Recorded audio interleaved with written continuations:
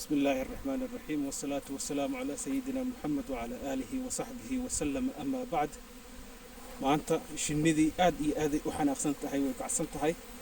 geedkaas loo dhigay inay xoogaa yar ku degto, haddii degaysaba waxay xirtay meesha guriga ka gelaysay.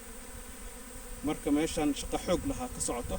shaqada xoogga ka socdana waxa waaye in aan baaritaan aan ku sameeyo bahashan, aan baaro sababta ay saas u noqotay.